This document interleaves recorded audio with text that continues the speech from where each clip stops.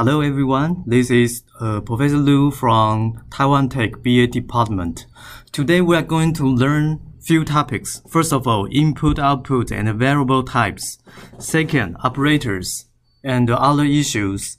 And last one, I will provide two practices. So let's start with the part one. So first we want to know the variable types. The most commonly used four types in Python is integer, float, string, and boolean. So what is integer? I guess we already learned it from previous classes.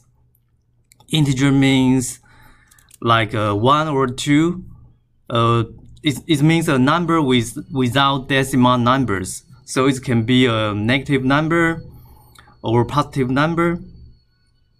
So integer probably the mostly used variable in most of the Python program.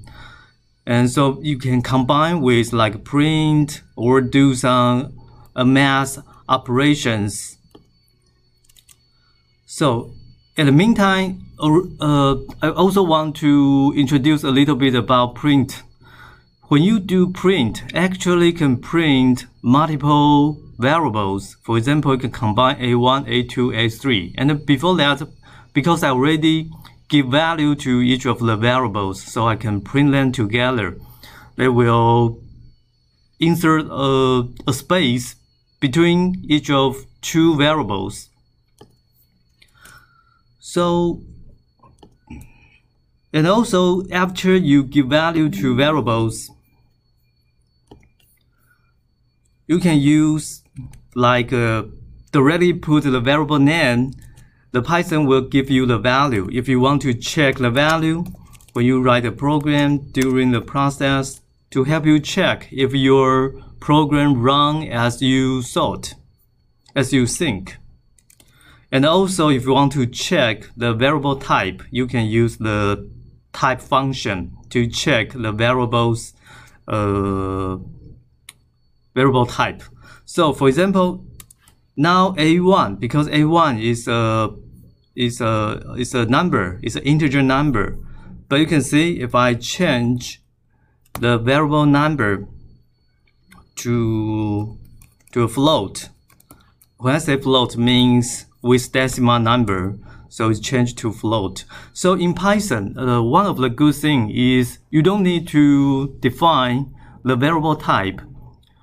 Although in other language, you may see if you want to create a variable, you need to first define the variable types. But in Python, you don't need to do it. It will automatically judge and provide the most appropriate variable types to your variable. So that's maybe one of the good parts of Python. Okay, let's move on. Float means a number with a lot of decimal numbers, 小数位, decimal numbers. So, for example, now I provide two values to two variables, f1 and f2, So, if you want to use it, you just give a number with decimal numbers to a variable. Python will automatically assign this variable as a float type variables. And sometimes if you want to like a specific numbers after the point, for example, I want to round this variable to integer, maybe I can use round function as 1, and I don't want any decimal value, so I can put 0. So you can see the result. Also, I can do it if I want only to show 3 decimal numbers, I can change the second value to 3, then it will provide the number I need. Similarly, float can be print. When print, it will provide not all of the value. Instead, I remember have a fixed length of your decimal number. So for example, for this one, F1 actually pretty long, but it will cut after this point. So that's the print function combined with float value. And if you use type function, you can check the variable type. Okay. Yeah, I think I already shared with you what the round can provide you.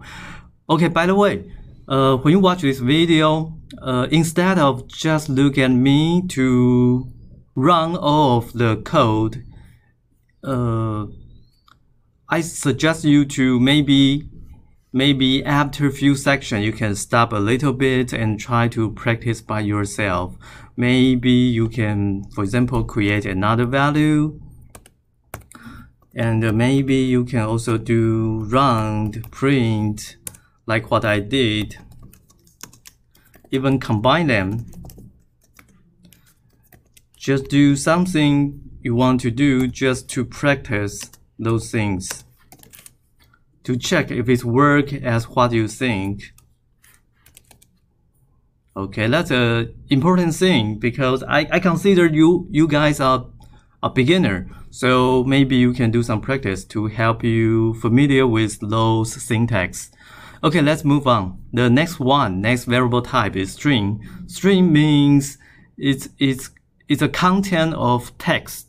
For example, welcome to Python. It's not a number. Instead, it's a combination of few words. Okay, so for example, now I create 3 variables. If you want to see the content, you can check the variable name. It will show the content. You can see a little bit different. It's go with the citation mark. And also you can go back to see when I created it, I have 2 types of citation mark. Either 1 or 2. Okay, you can see they are slightly different. 1 point and this one is 2 point. So both of them works. So if you want to create a string variables, use either of them. Then Python understand they are word, they are string, so they will create a variable with string type. Okay, similarly, when you want to check the result, you either print or directly put the variable name. If you directly put variable name, it will show the content in output section. However, if you print, it will show like that, directly put on or screened or print on the screen. Similarly, sometimes we need to combine multiple strings even with some new content, for example, question mark. So I have how is it, I have today, I have question mark. I can use plus to combine them. So you can see when you print out, it's actually a result of the combination of these 3 content. Another important thing is sometimes we need to check the length of the variable. When you want to check length, you use this one, len. It actually means length. So I want to know how long of the variable. So for example, check length of S3 is print as 5. Why it is 5? We go back to see S3. So today, S3 equal to today. So 1, 2, 3, 4, 5. So the total length is 5. Similarly, in S2, we can see 1, 2, 3, 4. Or space also considered as one element. So keep going. Now we have 4, 5, 6, 7, 8, 9. Another space, so become 10. So the length of S2 is 10, and the length is actually a number, so it can be add up. So after add 10 plus 5, it becomes 15.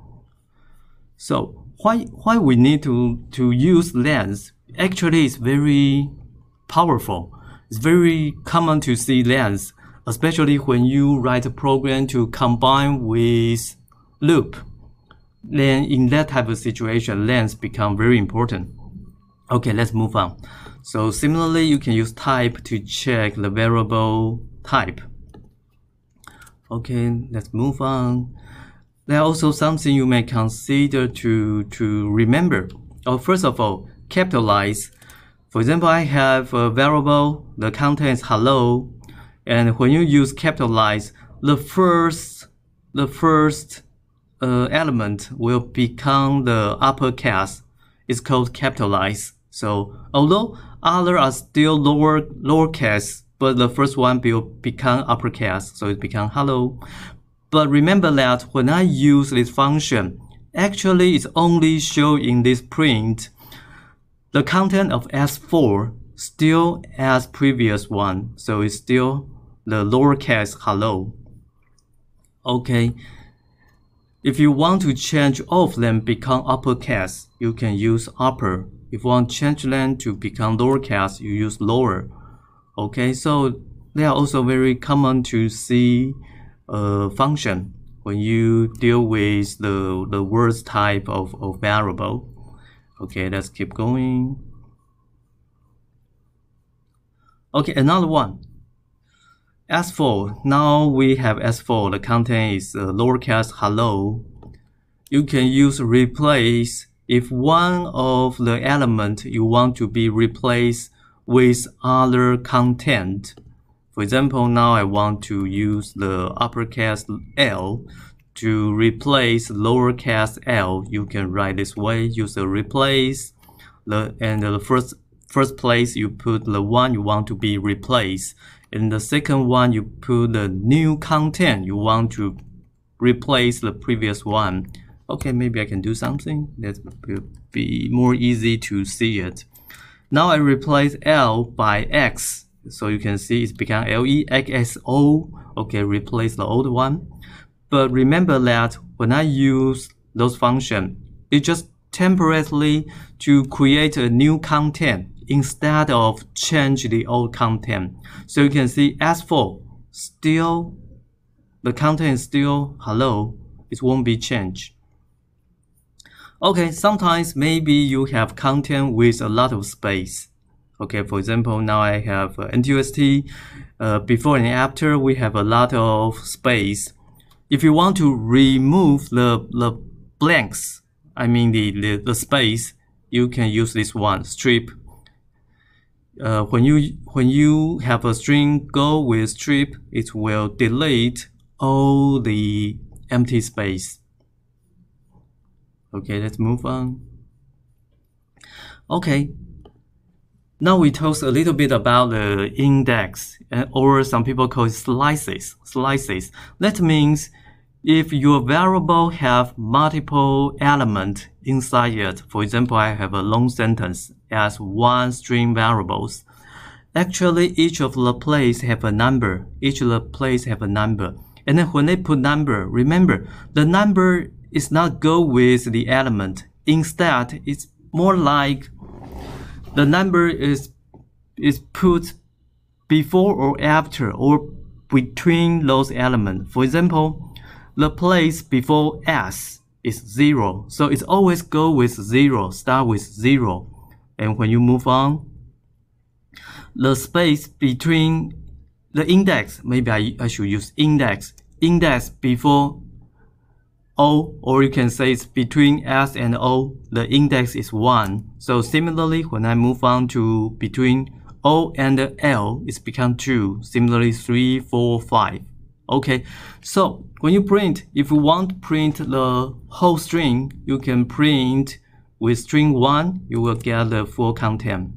However, if you want to print just one element from the string, for example, I want to print the element after index 0, I can use this way. I use the bracket and with 0. So I want to know the element put in after index 0. After I do that, I get S because the place before S is 0. Similarly, if I want to print string, the number 1 place of string 1, it will move to find the index. The index is between S and O, and the one after index 1 is O, so it's print O.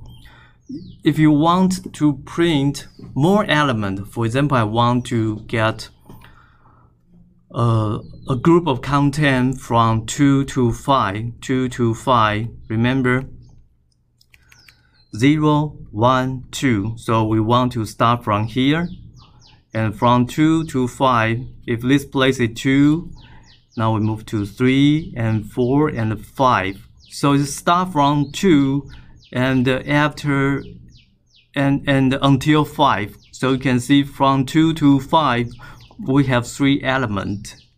It's LOVE. So if you want to print string 1 index 2 to 5, you will get LVE. Okay, in string the index is not only the positive system, can also be a negative system. For example, -1 means the last one. So consider that if you go from the end point and backward to the very beginning, it's become a negative system.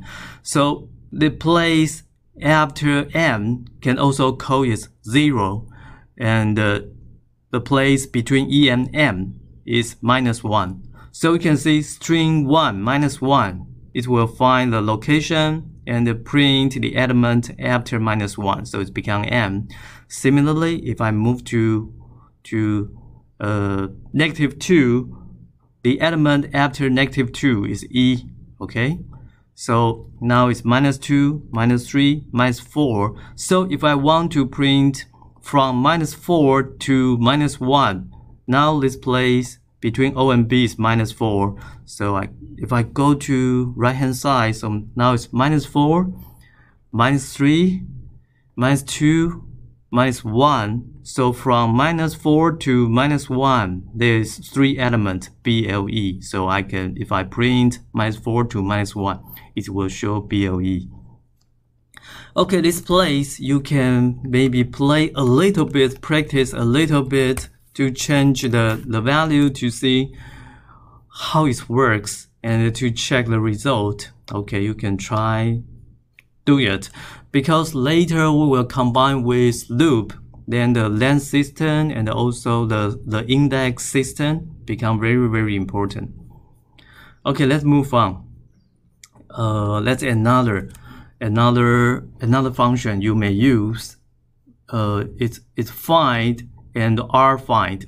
Okay, we first start with find. Find means we want to see the index of the element we want to check. For example, I put VE, it will find the index just before VE. So you can see it's 3, 0, 1, 2, 3. So before VE, the index 3. So it will, after it find VE, it will show the index where it find VE. Similarly, if I change to T, okay, T solve the problem. So T suppose here, so you can see 1, 2, 3, 4, 5, 6. Oh, sorry. I suppose start from 0. Sorry, I make a mistake again. 0, 1, 2, 3, 4, 5, 6. So after I change 6 numbers, then I will go to the index just before T. So if you use find, you will find a number of 6. You can consider find is to help you check the index of the content you want to check. So similarly, L, after check, we know the index before L is 14. And okay, let me see. Oh, okay, this one maybe I need to explain a little bit. rfind is different to find. If you use find, it start from left hand side, start from the beginning. However, for example, in this string we have 2L, right? So if I do it, I use find to check L. If I use find to check L, you can see, okay, the second output, the second print. If you use find to find L, it will start from the left hand side, so it will come out the index 2. However, I use rfind. That means I want to start from write from the end and go back to C. When it encounters the first L, it will print the index. Okay, so R find again, and it's different to the original find. Okay, similarly, if I want to find something not in the string, it will show -1. That means it cannot find it. So it's return -1 if not found. Okay. Okay, move on. Boolean. Boolean means true or false, true or false. So true or false is actually a keyword in the Python, because it kind of like after you have a judgment if it's true or false, sometimes go with some operators. For example, now I have two variables, A and B. A is 3, B is 5. If I want to check whether A equal to B or not, I can use this way. So A and B, if I want to check if A equal to B, I can use double equal sign. That means to check if they are the same. So you can see I print the result and I can see this judgment, the outcome is false. So after print, I see a false. If you want to check if they are not equal, you can use this symbol. Okay? It means to check if they are not unequal. So we can see A is 3, B is 5, so they are unequal. So the result is supposed to be true. So after print, you can see an outcome is true. Okay, you can also use the larger or larger equal, those things to help you to do some judgment if you have some variable doing your calculation. Sometimes you may use those things to help you do some judgment to control the flow. Okay, the later part is about math, some operators. I think we already learned it in previous class. The only new things I want to share with you is these two. Okay, when you see this type of symbol, that means it's provide the answer without decimal number. For example, if I use 9 divided by 2, you can see it's 4.5. However, if you use 2 of these symbols, you can see it just provide the integer result and skip the decimal number. However, if you want to find the reminder, if you want to use a reminder, you can use this symbol, like the percentage symbol. 9 and divided by 2, use the percentage symbol. Then it will only return the remainder. So in this calculation, the remainder is 1. Okay, let's move on. If you use 2 star, that means power of 4. So 3 power of 4 is become 81. Similarly, if you want to get the square root, use this one. So it's become 0.5. Okay, let's move on. There's the remainder. Okay, not much. I think if you're familiar with math or mathematical models, sometimes maybe you have a more complicated calculation. Some of the calculation maybe need to do first. You use bracket to do with it. It's just the same rule as we learned from math class. So all the same, no big difference. So check them and practice them if you are not familiar with those parts. Okay, let's move on. Okay. It's just some practice. If you are not familiar with, you can do that. Okay, similarly, last time we also mentioned the string variable also can use the plus or multiple symbol to generate some result. If you multiple number, that means repeat the string. If you use a plus, means you merge 2 string variable together. Okay, so for example, I have a y2. Y2 is HA times 10. So that means 10 HA will be repeated. Then I combine with 3 LA. So after combine, Y3 become new variable and I print Y3, you can see the result. Okay, let's move on. Other issues. Oh, when you generate a variable, remember that you can use A1, but you cannot use 1A. Okay, the reason is don't use the number become the start of a new variable. It's just a rule in this program language. So you can use 1A, instead you can use A1. I guess maybe in some situations 3A means 3 times of A. So when you create a variable, don't put number in the very beginning, okay? Okay, maybe I can keep this one. If you do that, you can see there's some index, invalid syntax. Invalid syntax. That means you cannot name a variable like this way. Okay, similarly, in Python, there are some keywords list. So you can import keywords and keywords.kw list. KW, I guess it means keywords.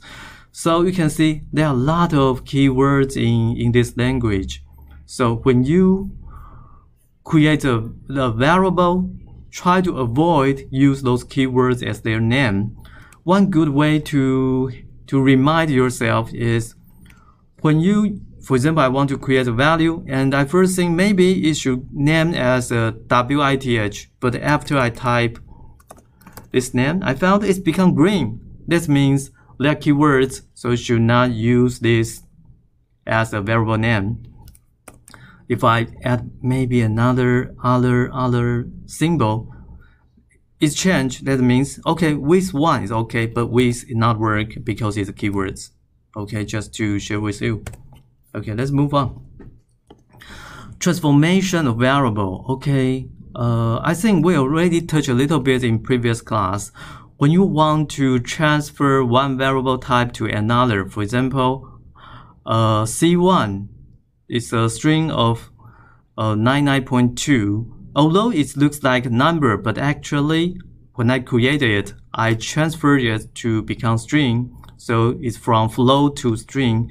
To transfer it, I need a function called str. That means change the value in the bracket to become a string. So you can see, okay, we first check the type of C1. So you can see it's saved as string. And the content, you can see also go with the citation mark. So we know it's string instead of integer, instead of float, instead of a number, a float.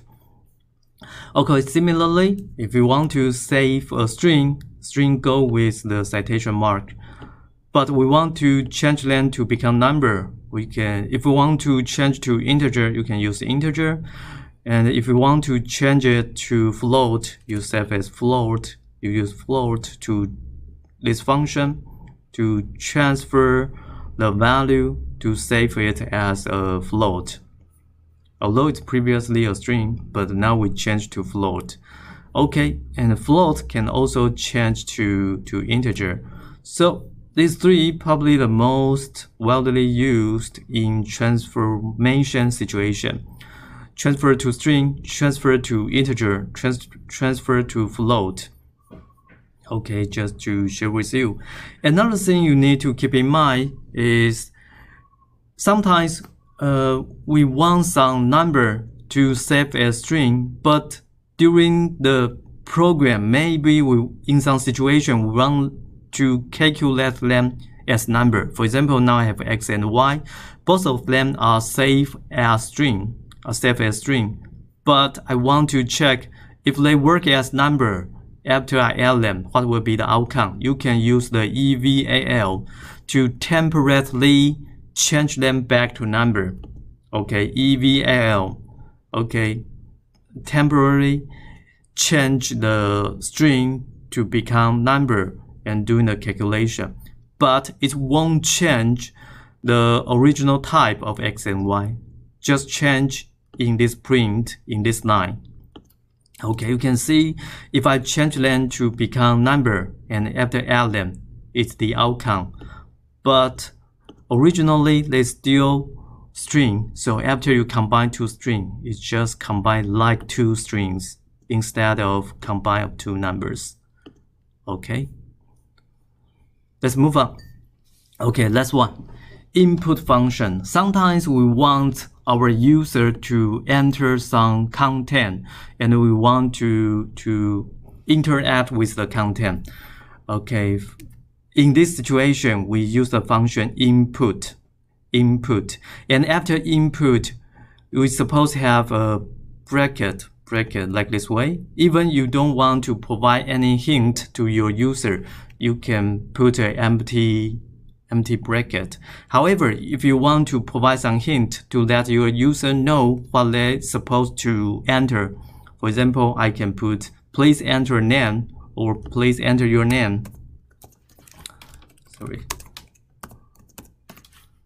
Okay, so when I do it, first of all, you can check there is a star symbol here. That means it's still running. It's not finished. Why it's not finished? Because they are still waiting the user to input your name or input your number. Okay, for example, this one. After I put a number, then it goes to the second line doing some calculation and put it in output. Sorry. Okay, let me do something. Okay, your name. Please enter your name. For example, I can, okay, my family name, Lu. Okay, you can see in this situation, because Lu, although it can input as Lu, definitely no problem. However, I go with an integer. I want to transfer it to integer. So you can see, if I want to use transfer to integer, it's suppose something like a number. It cannot be a pure string. But if I delete it, maybe you can see it still work. I don't want to transfer to integer. Then in this situation, it work. It's times 2, so become 2 string to repeat the string I just input in the program. Okay, something like that, and keep that in mind. Okay, if I change back to input a number,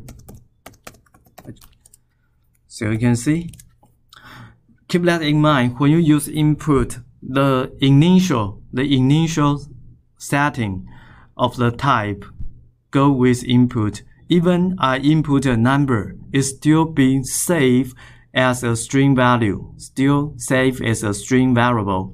So D1 will